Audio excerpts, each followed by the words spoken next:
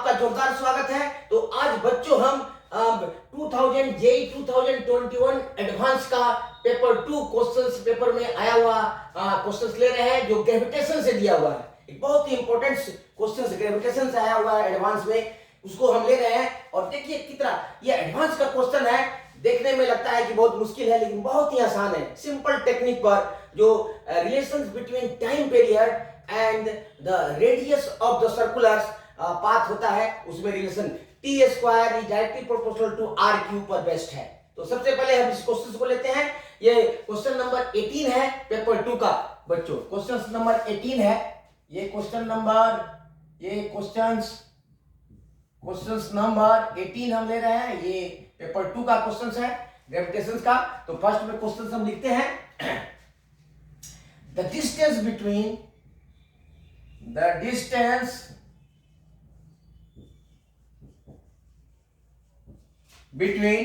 two stars, distance between two stars of masses 3 ms and 6 ms। ms क्या है? Is 9r। जो दो stars है उनके बीच का डिस्टेंस है 9r और दोनों का मास 3 ms एंड 6 ms है। where MSC, where r is the distance between the two stars, where r is the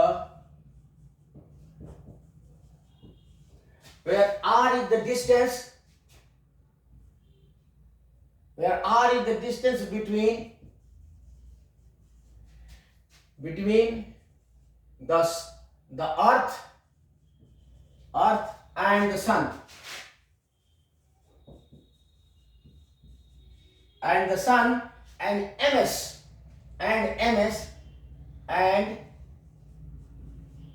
ms is the mass of the sun. ms is the mass of the sun. Two stars orbit. The two given stars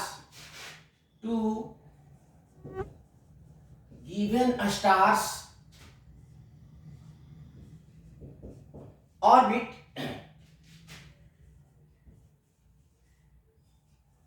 around their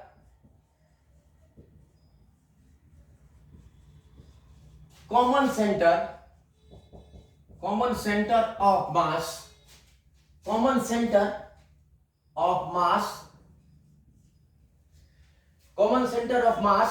in circular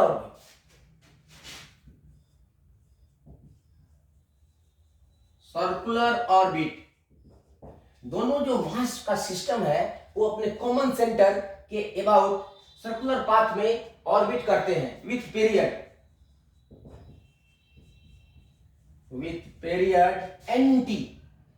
n into t। ये बहुत important है nt, where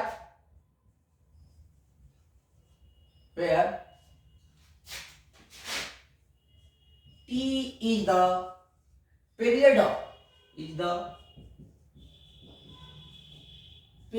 of revolution.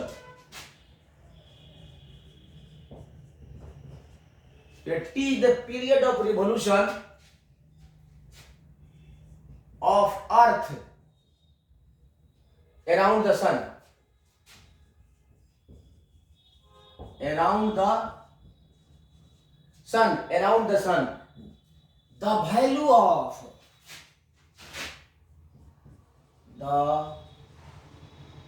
value of n is, n का value निकालना है बच्चों। ये बहुत ही आसान सा क्वेश्चन है बच्चों।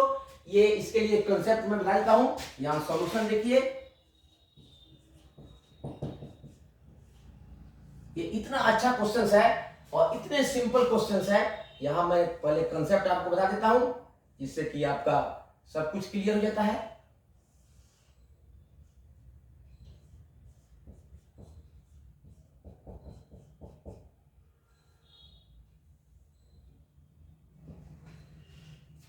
यदि कोई यहाँ मासिव ऑब्जेक्ट है, इसके अराउंड अगर कोई स्टार्स ऑर्बिट करता है, यहाँ पर ये अर्थ है, ये सन है, और इसका मीन डिस्टेंस अगर r है और टाइम पीरियड t है, तो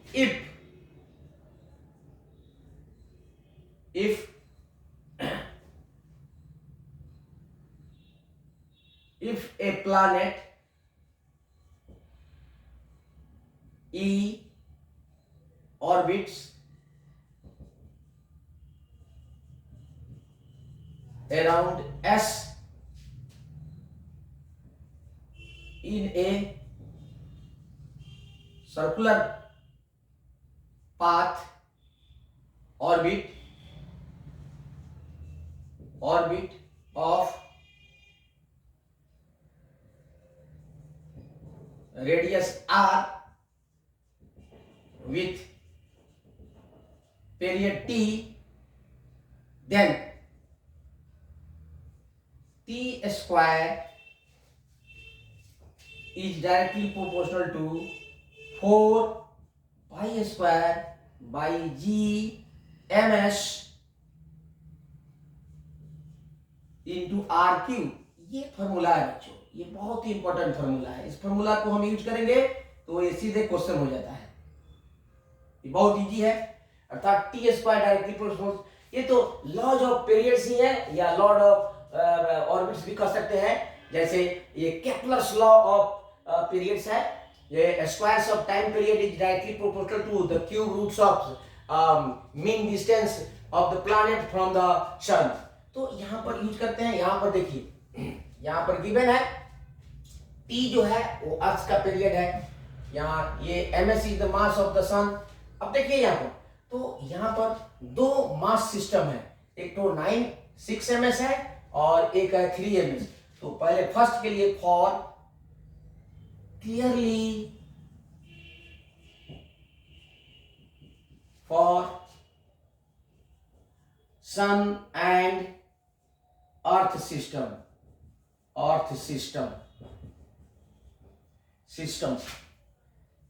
T square is equal to 4 pi square by G M S into R cube. ये फर्स्ट इक्वेशन ले लेते हैं। ऑल्सो फॉर 2 स्टार्स सिस्टम,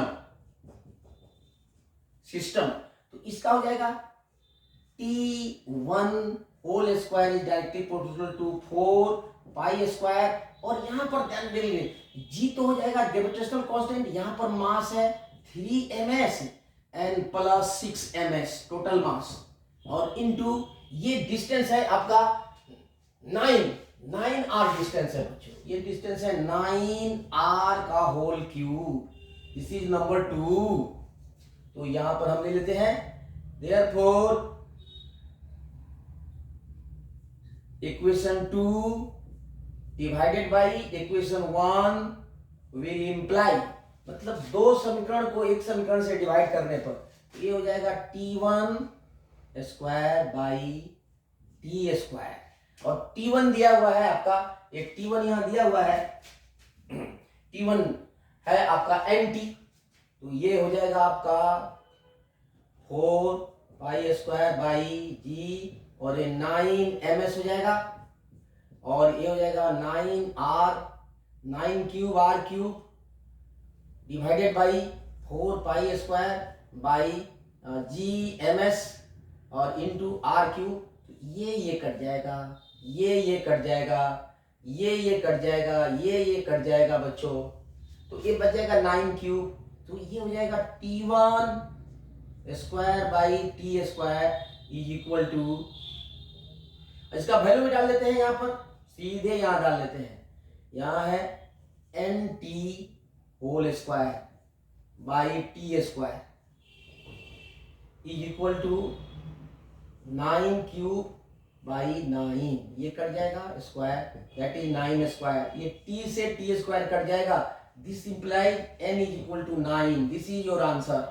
तो इस तरह से 9 आंसर हो जाएगा बच्चों। तो this is here 9 answer, 9 answer, this is equal to 1। तो इस प्रकार से हमने इस सिंपल रिलेशन का यूज किया है और सीधे n इक्वल टू 9 आ गया है।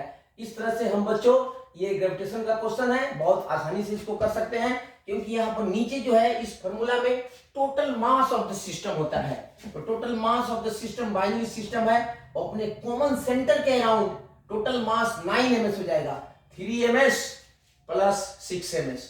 तो इस तरह से हमारा आंसर हो गया n इक्वल टू 9। तो आज के लिए बस इतना ही, फिर मिलते हैं नेक्स्ट वीडियो में अच्छे अच्छे क्वेश्चंस एडवांस के लिए। Thank you.